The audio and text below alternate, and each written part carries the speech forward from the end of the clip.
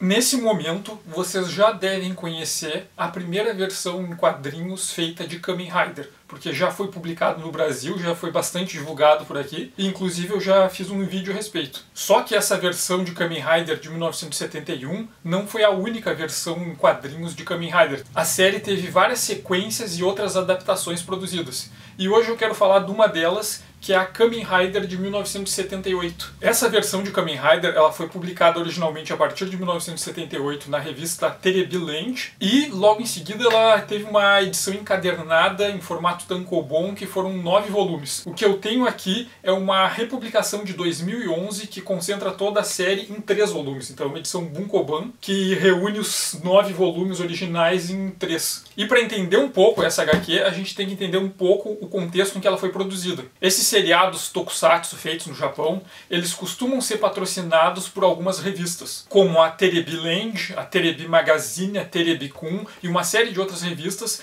que eles patrocinam essas séries. Inclusive no começo da abertura de cada uma dessas séries aparece a lista de publicações que patrocinam ela, e em troca eles ganham direito de exclusividade sobre a publicação de alguns materiais. Então até hoje algumas dessas revistas patrocinam séries como o Super Sentai, como os Kamen Rider, e sempre que tem uma série nova ou que vai estrear algum personagem novo na série, alguma armadura, alguma arma nova, essas revistas como a Terebi Kun, ela tem exclusividade por divulgar as primeiras fotos. Então nessas séries recentes, quando aparecem aquelas primeiras imagens dos novos trajes que ainda não foram usados na série, são imagens divulgadas nessas revistas. E elas recebem exclusividade não só na divulgação dessas primeiras imagens, mas também na distribuição de outros materiais. Várias dessas séries dos Kamen Riders, dos Super Sentais, por exemplo, eles têm episódios especiais que antigamente eram chamados de Hyper Battle Video e depois Hyper Battle DVD, que são episódios especiais feitos para ser distribuídos em DVDs que são lançados juntos com publicações especiais dessa revista. Só que além disso, principalmente antes dos anos 2000, era muito comum que essas revistas também tivessem exclusividade na publicação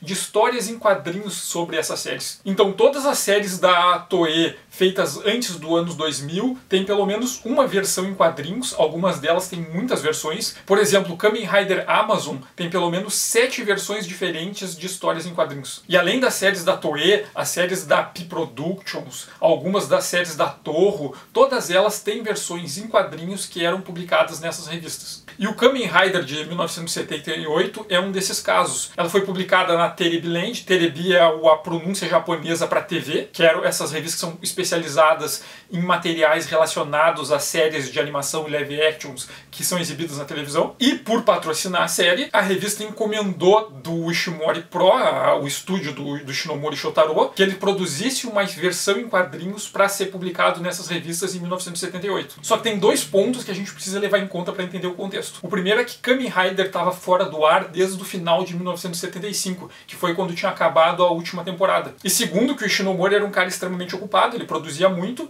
e ele não tinha tempo para produzir pessoalmente todas essas histórias. E o Ishinomori, ele era um autor que ele trabalhava com vários assistentes. Tem vários assistentes do Ishinomori que trabalhavam com ele como assistente primeiro, mas que depois passaram a atuar em carreira solo, que produziam várias das obras do Ishinomori com ele. Então o que um assistente faz? Geralmente um assistente faz a arte final, a colagem de retículas, e em alguns casos, com alguns autores, os assistentes também desenham os cenários. Só que o Ishinomori, com o estúdio dele, o Ishimori Pro, que produzia muita coisa, várias vezes alguns desses assistentes recebiam uma função principal. Tem HQs do Ishimori Pro em que o Ishinomori ele só escreve o roteiro e um dos assistentes dele faz todos os desenhos. Ou então tinha outras HQs que o Ishinomori ele só supervisionava, ele conversava com o pessoal, ele dava algumas ideias, mas era um desses assistentes deles que escreviam o roteiro e faziam os desenhos. E nesses casos em que os assistentes ou desenhavam, faziam os desenhos principais, ou assumiam toda a produção, geralmente eles eram creditados. E eu digo geralmente porque tem algumas exceções. Kikaider Ishinomori escreveu o roteiro,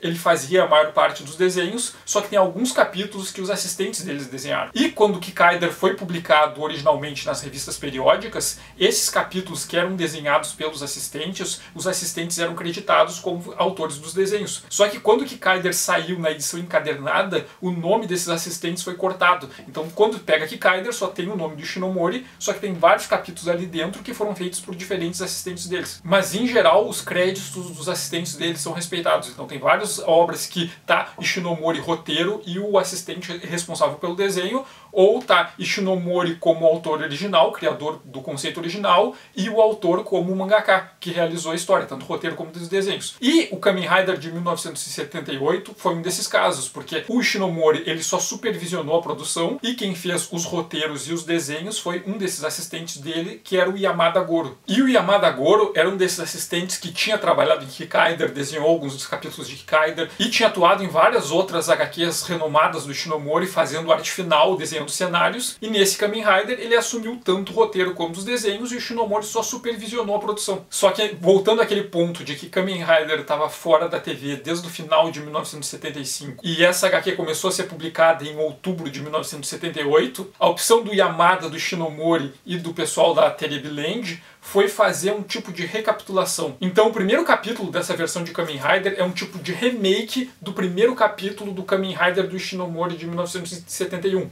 Então vai contar de novo a história do Hongo Takeshi, que era o estudante universitário de bioquímica e piloto de motocross, que é sequestrado pela Shocker, que é transformado em um Kaizo Ninguém, um humano modificado artificialmente para ser o agente da Shocker e acaba fugindo antes de sofrer lavagem cerebral. Então é um resumo do primeiro capítulo, em que várias das informações são condensadas, inclusive o Kumo Otoko e o Komori Otoko, o Homem-Aranha e o Homem-Morcego, eles são apresentados mais ou menos juntos. E esse capítulo começa sendo um remake dessa história original, de uma forma um pouco condensada e com algumas pequenas modificações, para reapresentar para esse novo público de 1978, tinha muitas crianças ali que não tinham visto o Kamen Rider original em 1971, a esses personagens. Então ele começa com um grande remake, inclusive o Yamada ele redesenha várias das cenas que o Ishinomori desenhou na versão original, só que com algumas modificações estilísticas. Porque uma coisa que a gente tem que levar em conta é que a Terebiland ela é uma publicação da demografia Kodomo. E o Kodomo é uma demografia que a princípio ela é voltada para crianças de 8, 12 anos.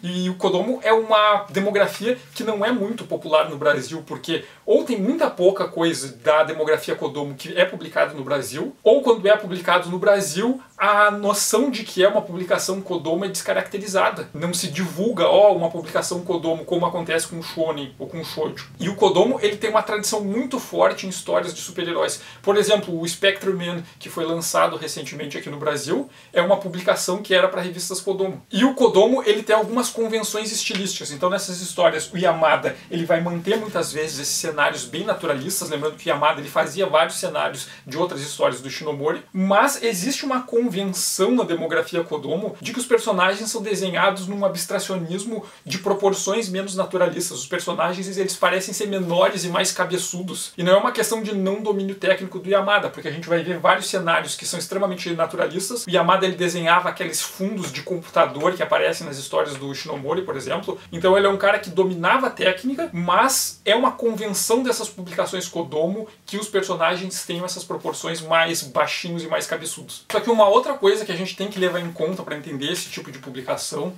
é que a gente não pode ficar dependente daquela ideia de o que é canon. Eu já fiz um vídeo comentando como sobre é problemático tentar procurar essa ideia de o que é canon e o que não é, de o que é uma narrativa linear naturalista nessas histórias japonesas, porque eles não seguem isso, né? Tem toda uma tradição da narrativa japonesa que vem lá da China antiga, que é a ideia de Gaiden, que eu já comentei em outro vídeo, mas eu acho que vale a pena retomar, que essa noção de Gaiden, ela vem da China de processos burocráticos e jurídicos. A ideia de que quando se montava um processo de um julgamento, por exemplo, de um registro oficial, se juntava toda a narrativa do que tinha acontecido e se fazia um anexo em que se contava os depoimentos e as provas que eram divergentes à primeira narrativa apresentada. E isso era o Gaiden, esse anexo que conta a mesma história, só que por um ponto de vista contraditório. E o que formava a narrativa? A reunião dos vários depoimentos e das várias versões que são opostas. E essa noção ela vai passar para a biografia. Então quando se contava a biografia que a vida de heróis ou de homens santos se contava uma narrativa que era mais aceita e logo em seguida se contava as versões alternativas. Olha só, tem alguém que fez um depoimento, tem um documento registrado em lugar tal que diz que aconteceu uma coisa diferente, que é contado na primeira versão.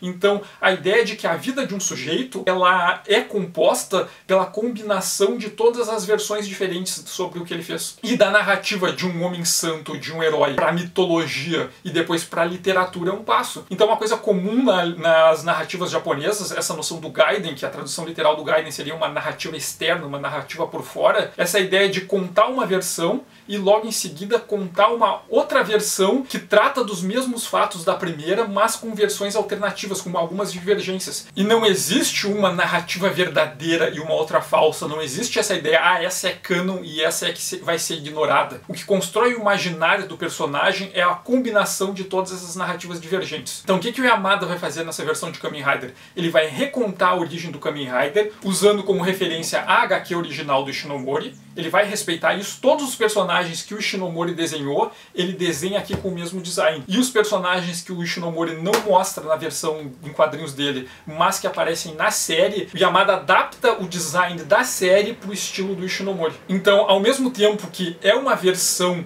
que se apresenta como uma continuação da versão do Ishinomori, logo em seguida ele começa a mesclar com elementos que aparecem na série de TV e que não estão na história em quadrinhos do Ishinomori. Então ele combina as duas coisas, ele combina a versão do Ishinomori com a versão da TV e continua. Então, ao mesmo tempo que essa HQ é uma continuação para a história do Ishinomori, ela é uma continuação para a história da TV. E nesse primeiro capítulo, logo depois que conta esse resumo da versão do Ishinomori, o Hongo ele vai se encontrar com o Tachibana, e nessa versão o Tachibana é muito mais parecido com a série, apesar dele ter o design do Ishinomori, ele é muito mais parecido com a série, porque na versão em quadrinhos do Ishinomori, o Tachibana, ele parece o Alfred, ele é aquele mordomo que faz as coisas para servir o Hongo, e na versão da série, o Tachibana é muito mais um mentor, ele é um ex-piloto de corrida aposentado, que tem uma cafeteria que também é oficina mecânica, e ele treina novos pilotos, então ele é um tipo de treinador de corrida do Hongo nessa história, e ele serve como um tipo de mentor, ele é aquele cara que tem algumas cenas que são mais engraçadas de comédia, mas ele atua como esse grande paizão que dá conselhos. E o Tachibana, nessa versão do Yamada, ele é muito mais parecido com isso, e que é um personagem muito mais interessante, muito mais rico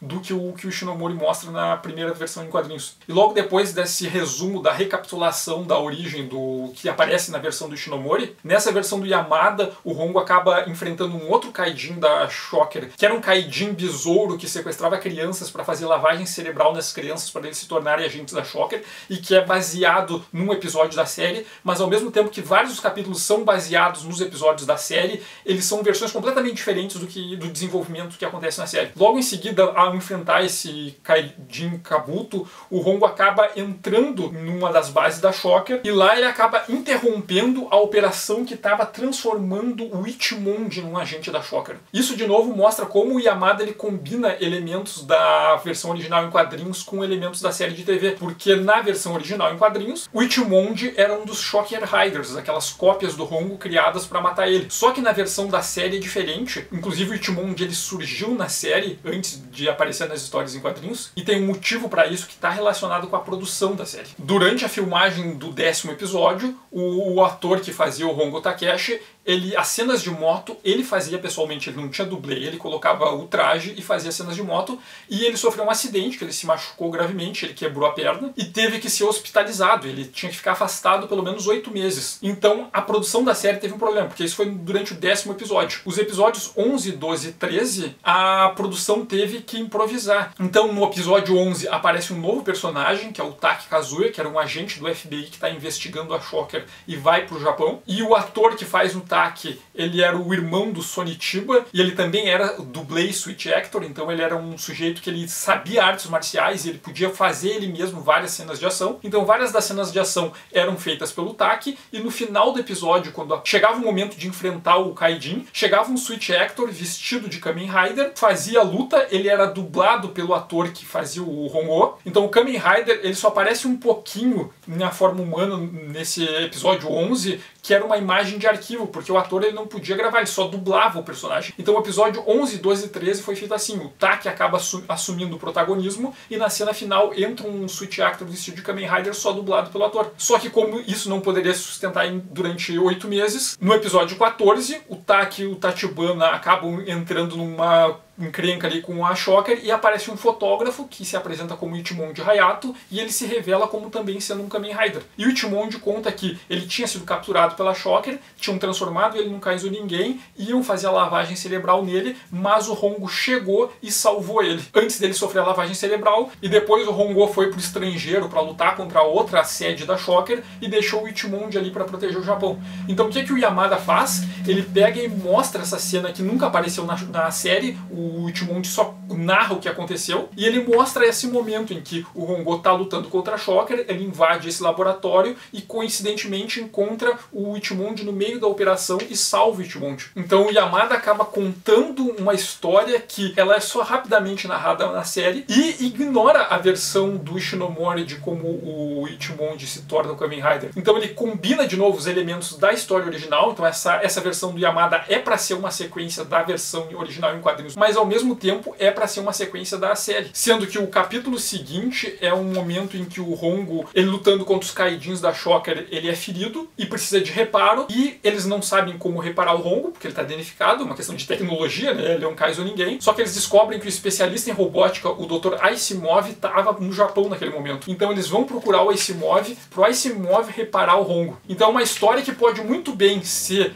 uma continuação da história em quadrinhos original, como poderia muito bem ser um episódio da série. Então o Yamada ele pega e junta as duas coisas numa só. Só que essas histórias do Hongo e do Ichimonji só duram 2 capítulos. Então o primeiro capítulo é um resumo da versão do Ishinomori, mais uma batalha contra o Kaijin e o resgate do Ichimonji, e o segundo capítulo é uma história completamente inédita, que se coloca como continuação à versão original do Ishinomori. Só que o terceiro capítulo é uma coisa completamente diferente, e de novo, para ser entendido, tem que ser entendido a história da produção da série. A série Kamen Rider ela estreou em 1971, teve esse caso do acidente com um ator que era o Hongo Takeshi no episódio 10 e ele teve que ser afastado. Então a partir do episódio 14, o Ichimonji se torna o protagonista da história, e lá pelo episódio 30 e poucos, tem um episódio que se passa em Sakurajima, depois que o ator já se recuperou, o Hongo volta para um episódio para ajudar o Ichimonji a derrotar um inimigo da Shocker. E depois, no final dessa primeira temporada, o Hongo volta para ele e o Ichimonji junto conseguirem enfrentar um grande comandante da Shocker. Só que a série era um sucesso e ela foi renovada por uma segunda temporada. Então o que acontece na segunda temporada é que,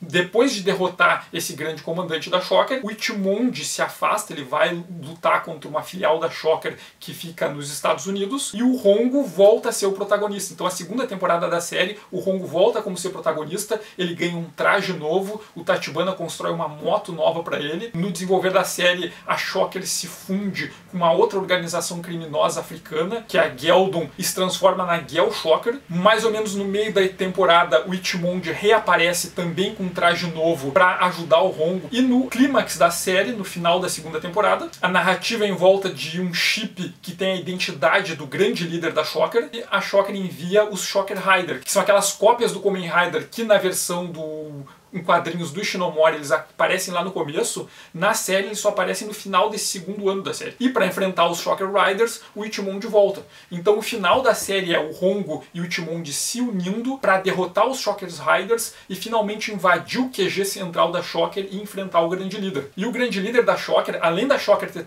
ser construída todo como um imaginário em volta de símbolos nazistas, né, no começo da história eles contam que a Shocker foi fundada por cientistas nazistas que conseguiram fugir da Alemanha do final da Segunda Guerra, ela também tem um monte de elementos associados com o Ku Klux Klan. Várias cenas em que mostram cerimônias da Shocker, grandes reuniões da Shocker. Os membros do alto comando da Shocker usam roupas que têm um design baseado nos trajes dos membros do Ku Klux Klan. E a ideia original era que a Shocker fosse essa organização que combinava esses diferentes ideais de racismo, de supremacia racial, de eugenia. E o grande líder da Shocker, quando ele aparece, ele é um sujeito que usa uma roupa parecida com a desses membros do Ku Klux Klan, só que toda vermelha. vermelha. E no final da série, quando eles finalmente enfrentam o grande líder, eles desmascaram o grande líder. E o grande líder também é um Kaizonin. Ele é um Kaijin bizarro e eles conseguem derrotar o grande líder, só que salta do corpo do grande líder um chip que tem a memória do grande líder. E durante a destruição do QG da Shocker, o Hongo e o Ichimonji eles se distraem e quando eles olham de novo, o chip com a memória do grande líder desapareceu. E como o Kamen Rider era um grande sucesso, a audiência era muito grande,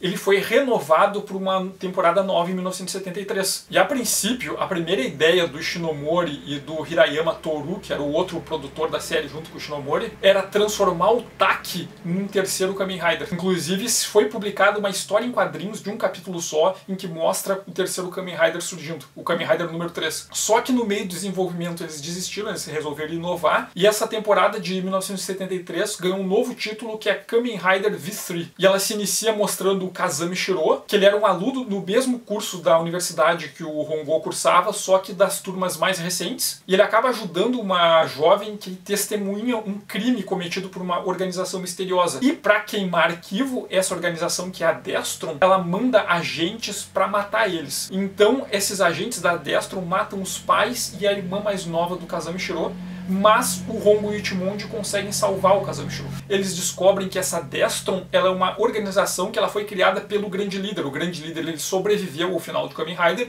e reformulou a Shocker como a Destron. Só que o Kazami Shiro, para salvar o Hongo e o Ichimonji, acaba ele sendo atingido pela armadilha. Então o Kazami tá para morrer e o Hongo e o Ichimonji decidem que o único jeito de salvar ele é também transformando ele num Kaizonin. Só que numa versão melhorada. E a série parte daí. A ideia desse novo Kamen Rider, que é o Kamen Rider V3, que ele tem um design baseado numa libélula e que ele enfrenta a Destron, que é essa nova organização que o grande líder criou ao reformular a Shocker. Então, os dois primeiros capítulos do Kamen Rider do Yamada era justamente um resumo, uma recapitulação da história do Hongo e do Ichimonji, porque o que ele pretendia era dar continuidade para a versão em quadrinhos do Ishinomori, mostrando o que acontece depois, porque no final da história do Ishinomori, quando o Ichimonji e o Hongo eles derrotam o grande líder, eles derrotam um corpo robótico do grande líder, mas eles não derrotam de fato o grande líder. E o Yamada dá continuidade. Olha o que aconteceu depois disso. Então ele vai fazer a versão dele dessa história do Kazami Shiro. Uma organização vai fazer um ataque de nível militar para ir destruindo o Tóquio. O Ichimonji e o Hongo vão investigar achando que é a Shocker e eles descobrem que não é mais a Shocker porque a Shocker foi reformulada como a Destron. E a representação de violência aqui não é maneirada, que é uma coisa interessante a gente pensar. Isso aqui é uma história feita para a demografia Kodomo, é uma história para crianças, pensando em crianças de 8 a 12 anos. E a ideia japonesa de pensar uma história para criança é uma história que tem uma estrutura mais fácil de entender. Elas têm menos flashback, a estrutura da história é mais linear, mas em nenhum momento Yamada ameniza da violência. No primeiro ataque da Destron, eles veem várias pessoas mortas, inclusive eles veem um bebê morto, eles veem crianças assassinadas. Isso é mostrado de forma explícita nessa história em quadrinhos que é para criança. Inclusive, ao longo da série vai ter várias cenas de crianças assassinadas e Yamada parece que estava muito obcecado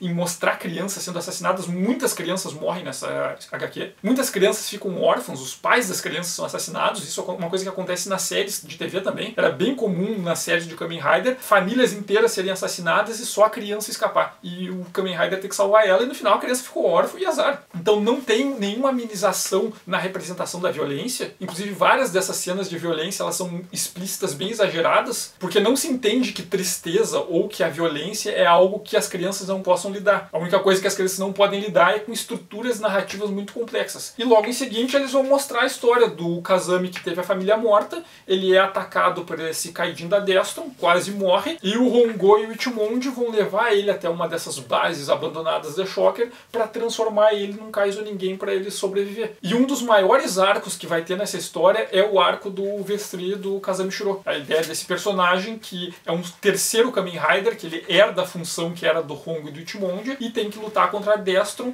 que é essa reformulação da Shocker. E o Yamada, ele varia bastante no tom das histórias. Tem algumas histórias, alguns capítulos que são a ideia de monstro da semana, que é muito parecido com o que era dessas séries dos anos 70. Tem um Kaijin com um plano e o Kazami Shiro tem que ir lá impedir ele. Mas tem histórias que seguem estruturas bem diferentes e com temas bem mais intensos de se trabalhar. Tem algumas histórias que a estrutura não é um Kaijin só, são vários Kaijins que os personagens que aparecem, esses Kaijins que aparecem, os vilões que aparecem, eles são todas versões dos inimigos que apareceram na série em algum momento, só que em contextos novos e em novas novas histórias, em que no mesmo capítulo tem 3 Kaidins diferentes. Então tem uma noção de progressão na história, porque ele tá numa armadilha de um Kaidin, ele derrotou aquele inimigo, mas tem um desdobramento que ele vai parar em outro lugar e tem um outro inimigo lá esperando dele, e esse inimigo é supervisionado por um terceiro. Então tem algumas histórias mais complexas.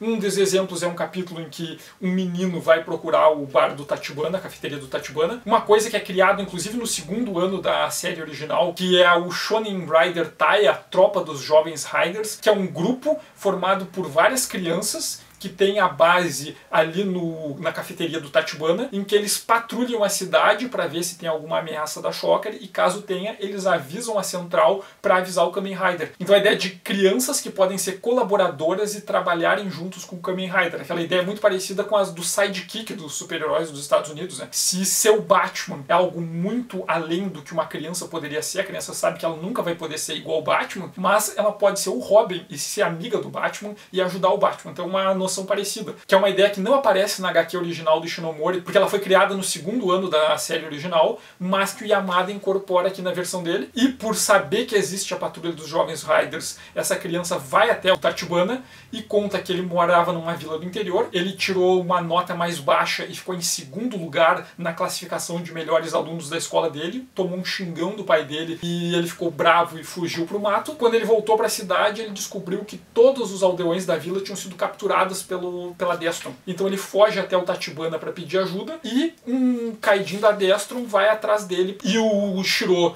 o Kamen Rider V3, consegue derrotar esse Kaidin, mas o menino ele é ferido durante a batalha, durante a destruição da loja do Tachibana, porque a loja do Tachibana é destruída várias vezes ao longo dessa HQ. E o menino ferido, ele perde muito sangue e o médico diz que ele precisa de uma transfusão de sangue, só que o sangue dele é O negativo, que é um sangue raro, e eles não tinham. E o menino conta que o amigo dele, que era o rival dele, que ficou em primeiro lugar como melhor aluno, ele tinha O negativo. Então o V3 vai nessa corrida contra o tempo para tentar resgatar essas pessoas e conseguir o outro menino para ser o doador. Só que nessa confusão ele tem que lutar com pelo menos 3 Kaidins, são várias etapas que ele tem que passar, e quando ele finalmente chega na base da Shocker, onde as pessoas foram levadas, ele descobre que as pessoas foram capturadas para ser usadas como matéria-prima para se fazer Kaidin, para se fazer Kaizo Ninguém. Então estão as pessoas lá todas acorrentadas de molho em líquido, tendo seus órgãos arrancados, tendo pedaços dos seus corpos utilizados para fazer Kaizo Ninguém. E o Yamada mostra isso explicitamente. Olha lá, essas pessoas aqui, elas foram transformadas em matéria-prima. A Destron, que é essa nova versão da Shocker, ela trata as pessoas como matéria-prima. Eles não são humanos, eles estão lá para fazer trabalhos forçados e para ser matéria-prima para produzir os bens que eles precisam. Assim, é uma lógica de um campo de concentração. E durante a batalha, esse outro menino que ele foi lá resgatar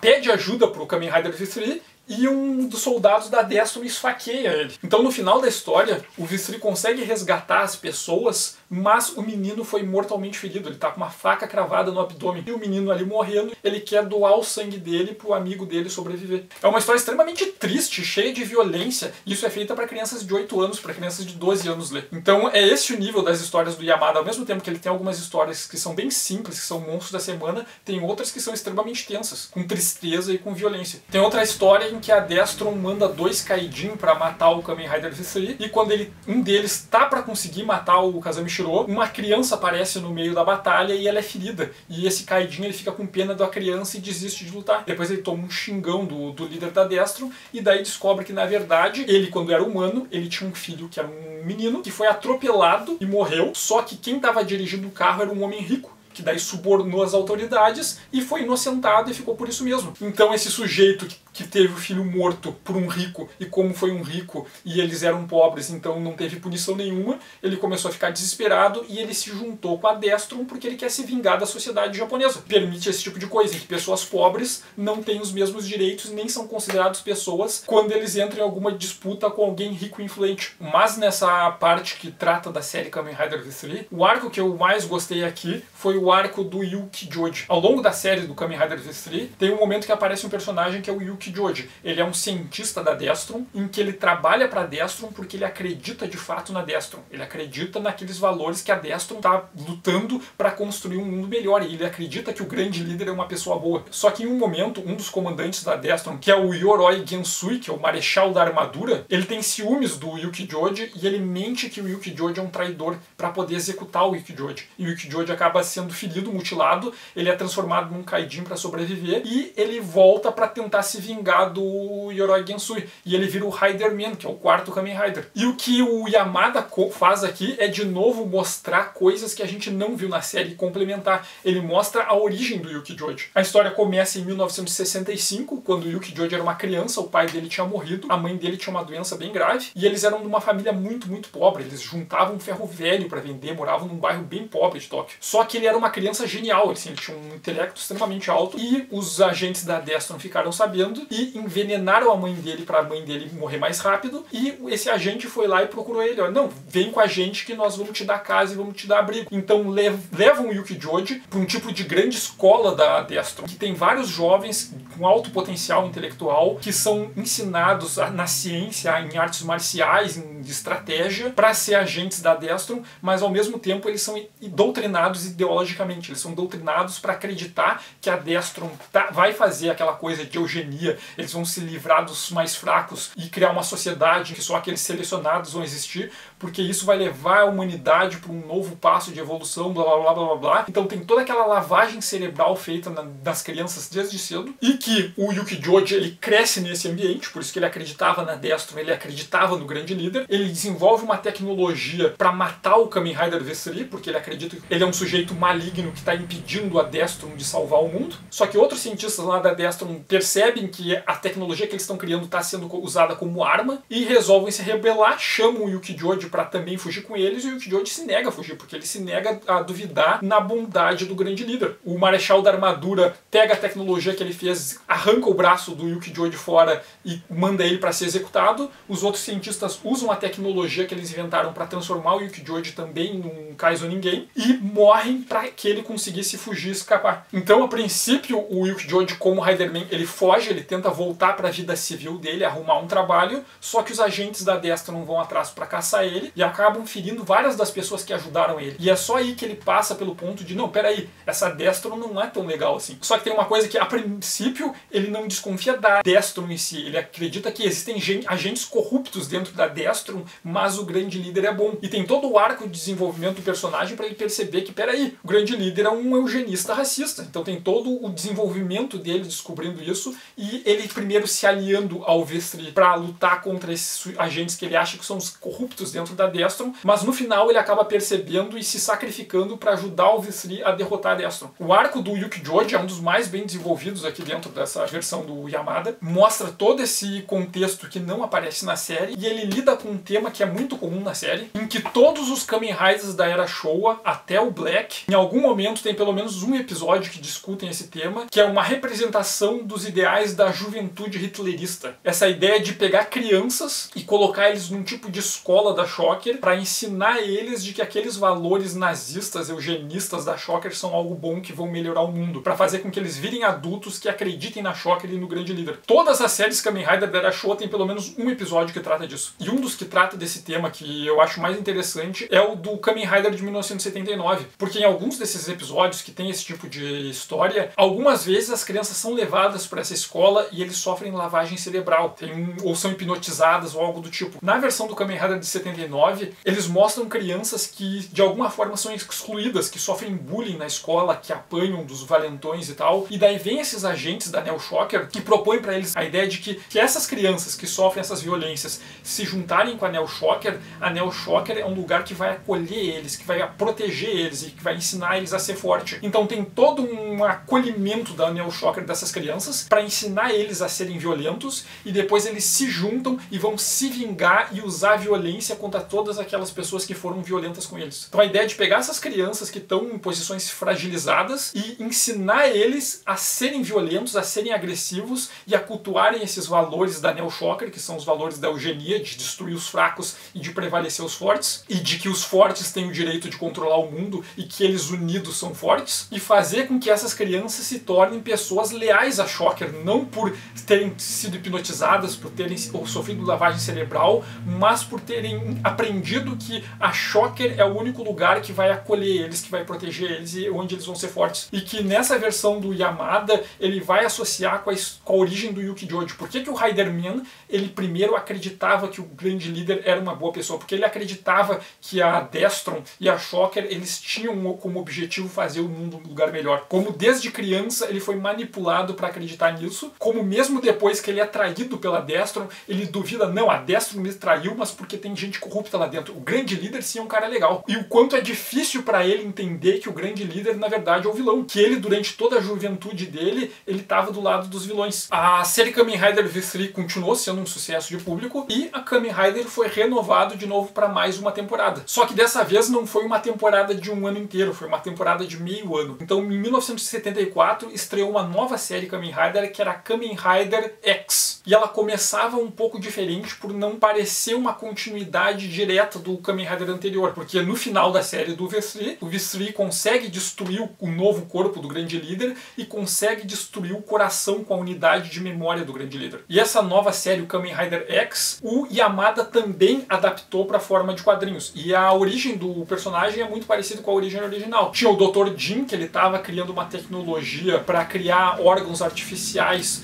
para pessoas, e uma organização chamada God queria que ele desse aquela tecnologia e fosse trabalhar com eles para usar essa tecnologia para fins militares. E o Dr. Jin se nega e o laboratório dele é destruído, ele é mortalmente ferido, e o filho dele, que é o Jin Keisuke, também é mortalmente ferido. E antes de morrer, esse cientista, ele usa o resto da vida dele para usar a tecnologia que ele desenvolveu para transformar o filho dele no que ele chama de um Kaizorg, que é uma mistura do Kaizo Ninguém, que é o termo que o Ishinomori usa para esses humanos modificados artificialmente, com a ideia do cyborg, né, do cyborg. E o filho dele, que é salvo com essa tecnologia, se torna do que eles chamam a princípio de um X-Rider. E o X-Rider, o design dele é similar ao dos Kamen Riders anteriores, mas é baseado num besouro aquático. E a ideia de que ele é cyborg, que ele é semelhante aos Kamen Riders, mas é que ele é adaptado para atuar em ambientes subaquáticos. E nessa versão vai recuperar uma coisa que aparece na versão original do Ishinomori de quadrinhos, que não apareceu na série, que é a ideia da máscara como um dispositivo que serve para ativar as habilidades plenas dele como o Kaizo Ninguém. E no mesmo jeito que acontece na série de TV,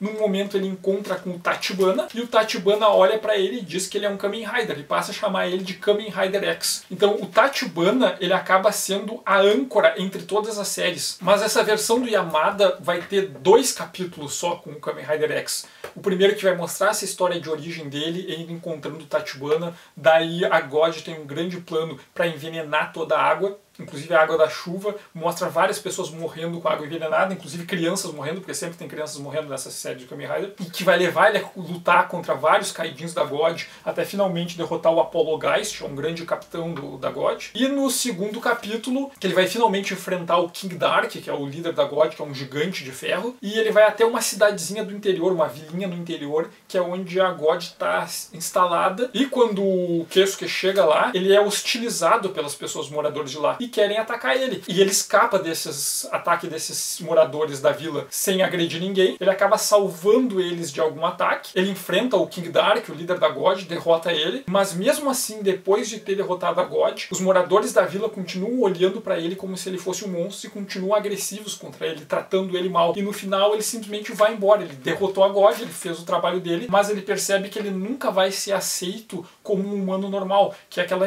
noção do Kamen Rider como um sujeito solitário, que sofre porque ele não consegue interagir com os outros. Nas histórias do V3 também tem várias histórias que é baseado em como ele não consegue interagir com os outros, porque ele é um tipo de monstro, né? Ele também é um Kaijin, ele também usa a tecnologia originada da Shocker, então o Kamen Rider X vai passar por isso também. E um ponto que vale destacar, eu acho, nessas histórias do Yamada, é que o Yamada é um autor que ele não domina as técnicas narrativas como o Ishinomori dominava, não tem aquele controle sobre ritmo, sobre cadência que o Ishinomori tinha, mas ele é um cara que sabe fazer imagens de impacto. E ele consegue fazer alguns recursos até bacanas. Tem uma das histórias do Kamen Rider X em que um cientista foge da God levando um plano que a God tinha lá para criar uma arma secreta. E ele entrega o plano pro filho dele esconder. Só que um dos Kaijins da God descobre, chega até esse sujeito, levanta o machado e depois na cena seguinte só mostra o machado dele ensanguentado. E ele faz isso na frente do menino. Então o menino vê o pai dele sendo morto, mas não aparece pra gente essa violência. E parte do capítulo é sobre o Kamen Rider Rider X tentando proteger esse menino que tem o plano da arma secreta da God. Só que tem um momento em que esse mesmo Kaijin levanta o machado e vai matar o Kamen Rider X. E o menino, quando olha para aquilo, ele lembra da cena que é ter visto o pai dele sendo assassinado, e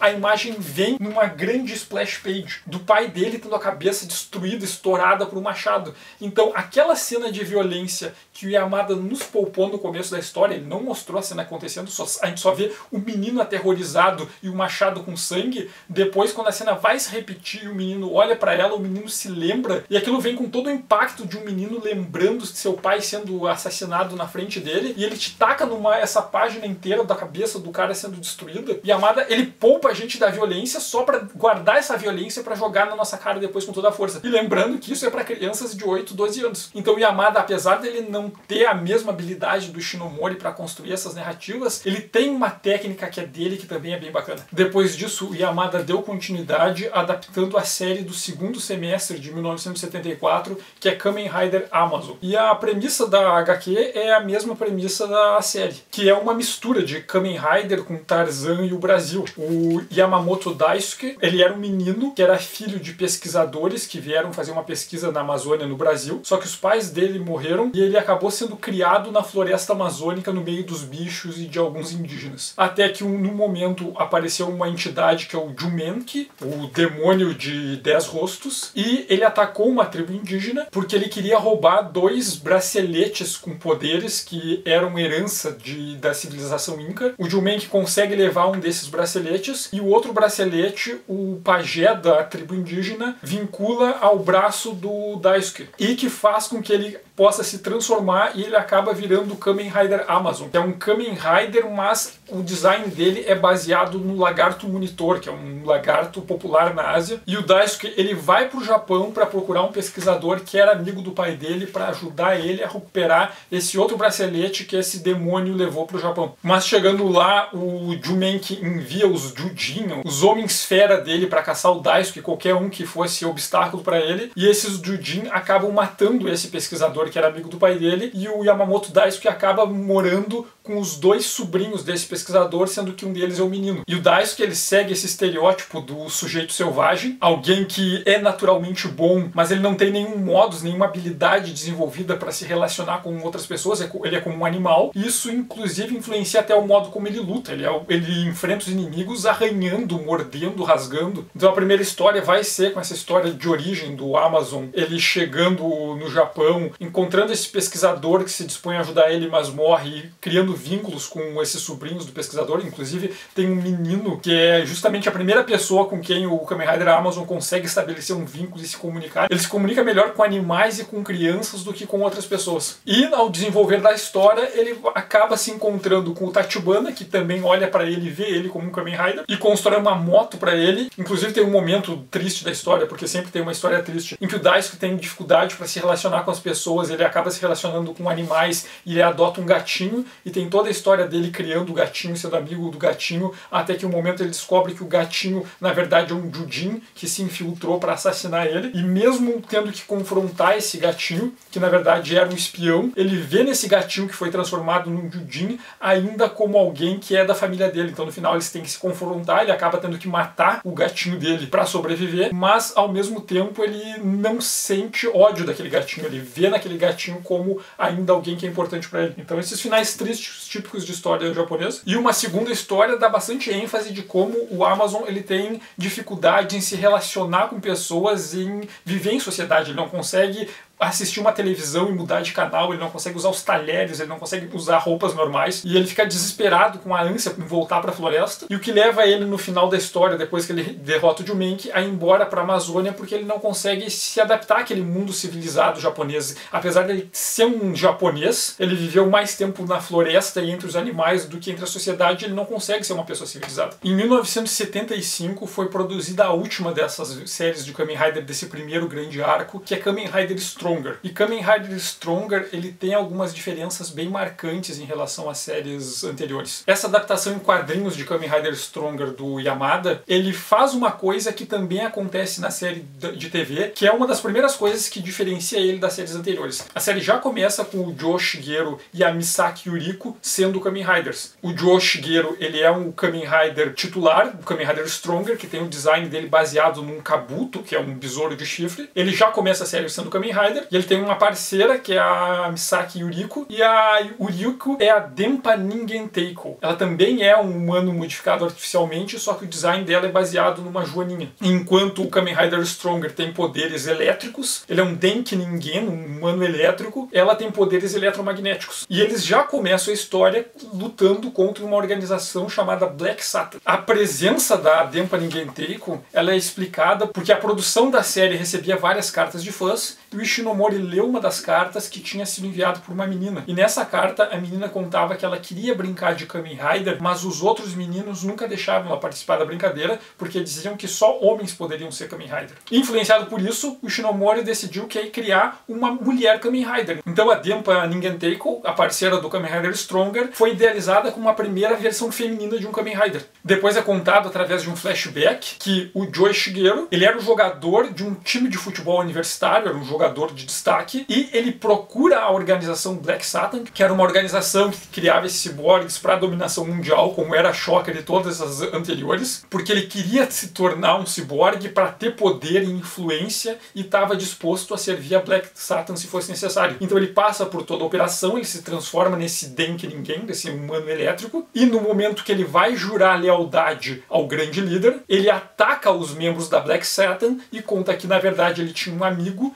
que foi assassinado pela Black Satan, então ele se oferece para ser uma cobaia porque ele queria ter poder para usar esse poder para lutar contra a Black Satan. E quando ele tenta fugir da organização, ele encontra a Misaki Yuriko, que também estava passando por uma transformação dessas, só que uma transformação forçada, e salva ela antes dela sofrer a lavagem cerebral, algo parecido com o que acontece em relação ao Hongo e o Ichimonji. Só que o que vai caracterizar Kamen Rider Stronger, que vai diferenciar ele das séries anteriores, inclusive Kamen Rider Stronger é a minha série da Era Showa favorita de Kamen Rider, é que o tom da série, por causa dos personagens, é bastante diferente. Porque, diferente do Hongo e do Ichimonji e de outros Kamen Riders, que foram transformados nesses ciborgues à força, ou era o único jeito deles sobreviverem, o Joe Shigeru, ele quis ser transformado. E ele é completamente diferente dos outros, porque ele não é um herói que sofre a princípio. Ele é alguém que ele é o Kaizo Ningen, ele é aquele humano modificado, mas ele está completamente tranquilo em relação a isso. Ele aceita numa boa, ele se diverte, ele debocha dos inimigos enquanto luta contra eles. Então ele é um protagonista que tem um bom humor e extremamente confiante, é completamente diferente daquela imagem de um Kamen Rider como um herói trágico que o Ishinomori construiu lá pro Hongo e pro Ichimonji e pros heróis que veio depois. O Joe Shigeru, Kamen Rider Stronger, ele constrói o personagem como alguém extremamente de bem com a vida, extremamente resolvido e tranquilo com quem ele é. E uma das questões também na história é que o Ishinomori conta que ele via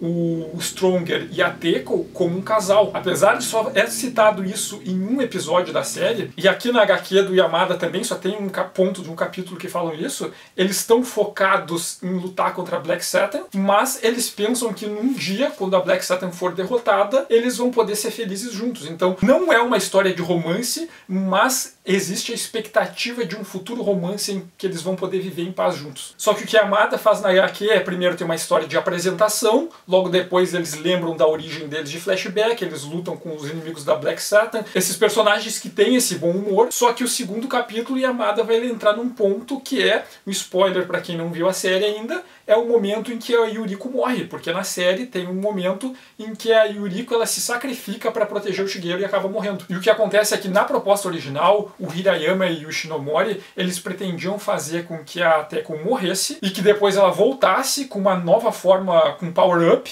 que se chamaria Kamen Rider Teiko. Só que a Toei decidiu cortar as verbas da série e encurtar um pouco a série, fazer ela ter menos episódios. E quando a série foi encurtada no meio, os episódios que seriam a da ressurreição ressurreição e da volta da Teko acabaram sendo cortados. Então, originalmente ela deveria morrer e ressuscitar, mas acabou que ela nunca foi ressuscitada na série. E a HQ incorpora isso. Então, nessa versão em quadrinhos do Yamada, que foi feita em 78, né, foi feita 3 anos depois que a série tinha acabado, depois da grande luta da Teko e que ela morre, o grande ponto de desenvolvimento do Shigeru é ele tendo que lidar com a morte do Yuriko. Então é uma coisa que na série a gente nota que ele fica um pouco abalado, mas logo depois o Shigeru volta a apresentar esses elementos dele de bom humor, apesar dele nunca voltar a ser tão feliz como ele era no começo da série. Mas na versão do Yamada, o Yamada explora bastante essa questão da crise existencial do Shigeru. Vai ter todo um arco de desenvolvimento que é baseado nele lidando com o fato que ele fracassou, ele querendo desistir da vida, ele querendo desistir de ser Kamen Rider, e é nesse momento que o Yamada vai introduzir o Tachibana na história. O Tachibana vai ser o sujeito que vai aparecer pro Shigeru e vai conseguir tirar ele da depressão e fazer ele voltar a ser um Kamen Rider e voltar a se esforçar para lutar contra Black Saturn. E a partir daí, o Yamada vai reapresentar os antigos Kamen Rider. Ele vai fazer os outros Kamen Riders sendo integrados na história um a um, que é uma coisa que acontece também na série do Kamen Rider Stronger. No momento, os Kamen Riders antigos eles voltam a aparecer, só que eles aparecem meio que tudo junto mais no final. O Yamada vai construir o retorno deles aos poucos. Daí tem um momento em que eles se encontram com o Tachibana e antes da luta final eles fazem uma festa de aniversário pro Tachibana. É um capítulo que não acontece nada de ação, não acontece nada de aventura,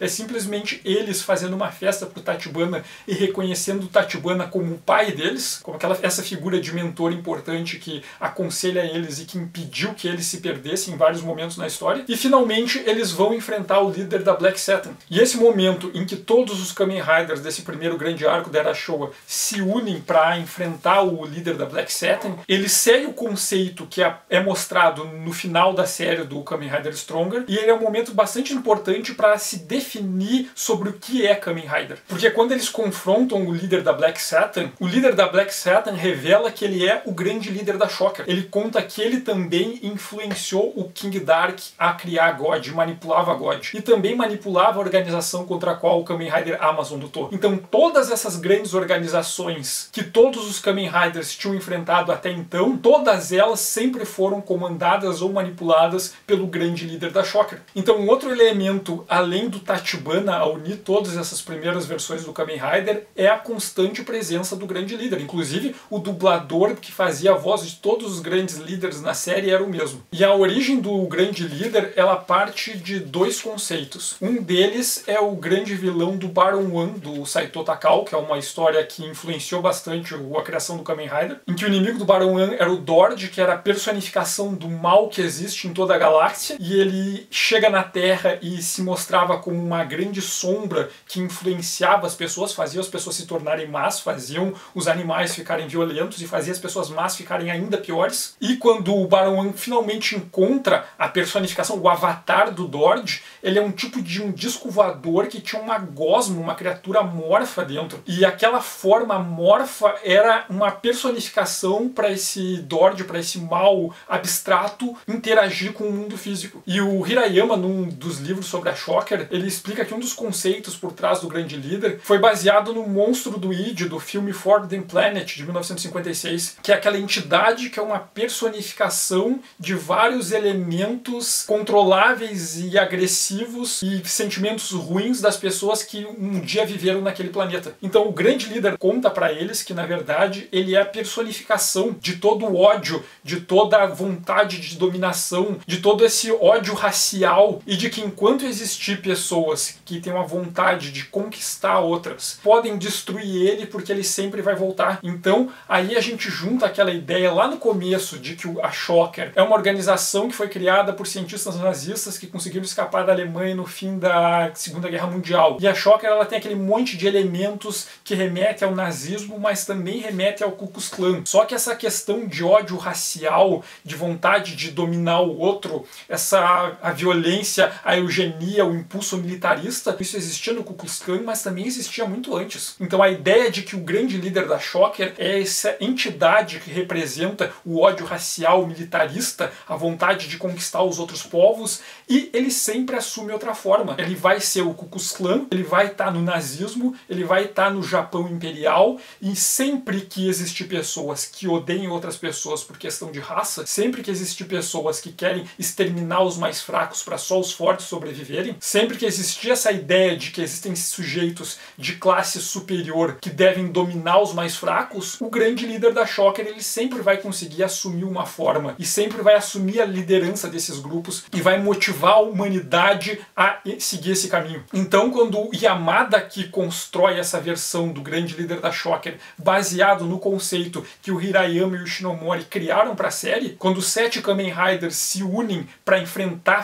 frente a frente o grande líder é só uma gosma, morfa que é irrelevante. Eles, vocês podem destruir essa forma porque ele é a personificação desses ideais. Enquanto pessoas acreditarem nele, ele vai assumir uma nova forma e ele vai voltar para o mundo. Então, em 1975, quando a série Kamen Rider Stronger se encerrou e encerrou esse primeiro grande arco dos Kamen Riders que envolve o grande líder e envolve o Tachibana, o conceito que o Ishinomori e o Hirayama constroem no final da série e que o Yamada retoma nessa HQ é que os Kamen Riders são aqueles sujeitos que lutam contra essa personificação desse instinto militarista de conquista e de ódio racial, que vai assumir várias formas, que sempre vai voltar e eles sempre vão ter que se reunir para lutar contra isso. Tá lá na origem da criação do conceito do Kamen Rider, que eu já discuti também no vídeo que eu falei sobre a HQ original, sobre o quanto o Kamen Rider é antimilitarista, sobre o quanto o Kamen Rider é sobre lutar contra esses valores que motivaram o Japão durante a década de 1930 e 1940, esse impulso militarista de dominação, de conquistar os outros e de a ideia de raças superiores, e que os Kamen Rider é sobre lutar contra isso, é sobre lutar para essas ideias não voltarem. Então o combate ao totalitarismo está na essência do que é ser Kamen Rider. Então nessa versão de 78 de Kamen Rider, o Yamada acabou adaptando todas as séries que tinham sido produzidas até então de Kamen Rider como continuidade da história original do Ishinomori. Só que a questão é que essa narrativa que adaptava as séries, o grande primeiro arco dos Kamen Riders da Era Showa, o último capítulo da HQ foi publicado em outubro de 1979. E em outubro de 1979 estava estreando uma nova série Kamen Rider, que se chamava simplesmente Kamen Rider. E o que Yamada fez nessa série, que era em parceria com a Terebiland, foi dar continuidade para a HQ adaptando a nova série, que era a série Kamen Rider de 1979. Só que a série Kamen Rider de 1979, ela foi pensada como um reboot da noção original de Kamen Rider. A história é do Tsukuba Hiroshi. Ele é um jovem que, em vez de moto, ele anda de asa delta, e durante um voo ele vê um homem sendo atacado e tentando capturar ele. E então ele decide que vai ajudar esse homem, e esse homem era um cientista que estava tentando fugir de uma organização chamada Neo Shocker. E na tentativa de resgatar esse cientista, o Tsukuba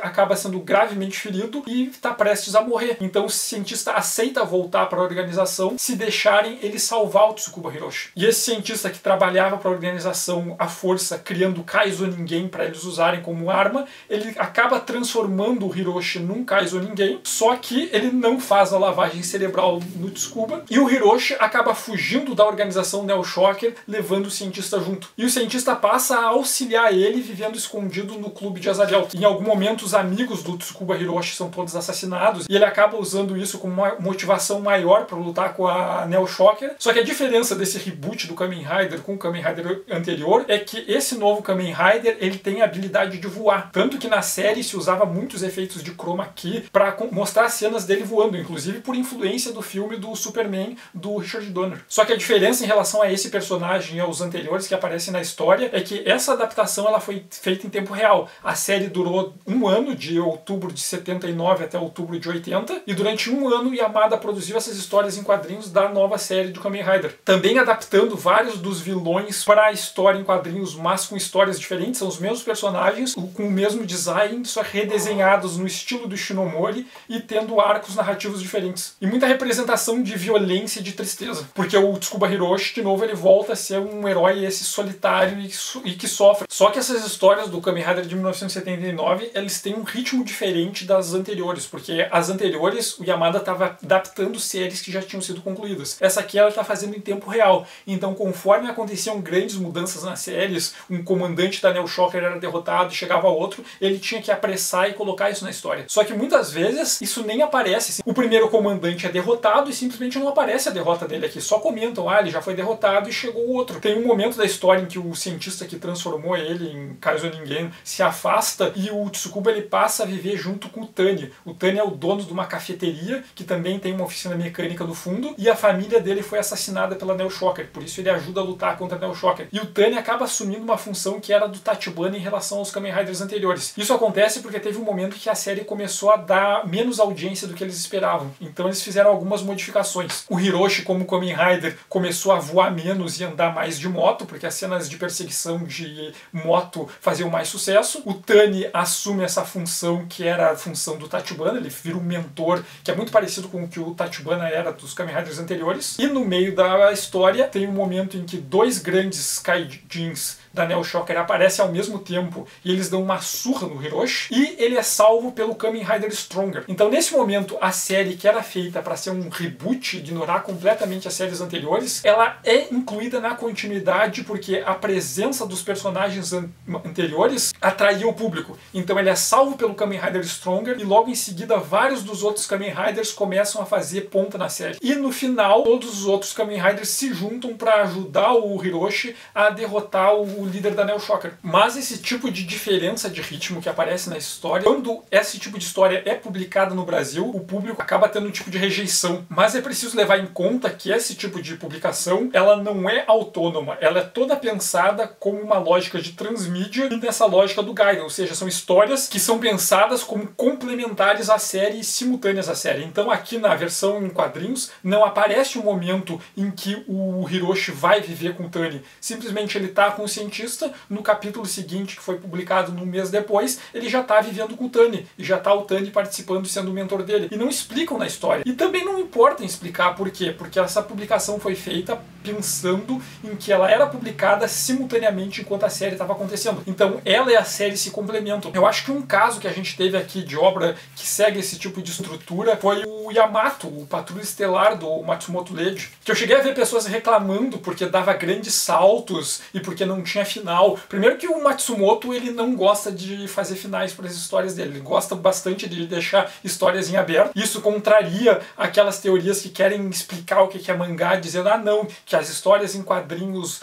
dos Estados Unidos são em aberta e os mangás têm final. Pois então tem um monte de mangá que não tem final. E um monte de mangá que não tem final intencionalmente. E o Yamato do Matsumoto Leiji, ele não foi publicado para ser uma história em quadrinhos autônoma, para tu pegar ela descolado de contexto e ler só aquilo e entender tudo. Não, ela foi publicada do mesmo jeito que essa história do Kamen Rider de 1979 para ser lido enquanto a pessoa simultaneamente assistia a série na TV. Então a história em quadrinhos e o programa de TV eles se complementam, eles estão dialogando e interagindo o tempo todo com eles. Então não adianta exigir autonomia de uma HQ que ela foi produzida pensando em não ter autonomia, em ser transmídia. E não é um problema. Se a pessoa não conhece a série, talvez, eu não sei como aquele personagem saiu e o Tani chegou. Mas dá pra entender o que acontece. Logo em seguida a gente entende que o Tani tá ali na mesma função que era do Tachibana. E a série do Kamen Rider de 79, ela é uma série longa, né? Porque ela durou o mesmo tempo que a série ficou sendo exibida na TV, ela durou 1 ano. Então tem várias histórias, tanto as histórias de Monstro da Semana, como aquelas histórias mais elaboradas que têm continuidade, aquelas histórias que são trágicas e tristes, com crianças morrendo, cheio de violência. E a série foi publicada até 1980, quando a série de TV acabou. E na televisão foi feita mais uma temporada, que é Kamen Rider Super One. E o que o Yamada fez foi a mesma coisa que ele tinha feito com a série do Sky Rider. Ele simplesmente encerrou o arco do Sky Rider e começou a publicar histórias focando no Kamen Rider Super One, que era um sujeito que ele se ofereceu para ser cobaia de um experimento para criar um ciborgue que ia atuar explorando o espaço. Ele ia na primeira viagem tripulada para Júpiter, só que o Império Subterrâneo, que visava a dominação global, quer roubar a tecnologia e obrigar o cientista que criou ele a criar um exército de ciborgues para essa organização. O cientista se nega, ele é assassinado, a organização essa de pesquisa espacial é destruída e o Okikazuya, que vira o Kamen Rider Super One, ele foge para o Japão e ele é recebido pelo Tani. Então, de novo, é 1 ano de histórias do Okikazuya enfrentando essas organizações e tendo o Tani, que também é a âncora que liga o Kamen Rider Super One com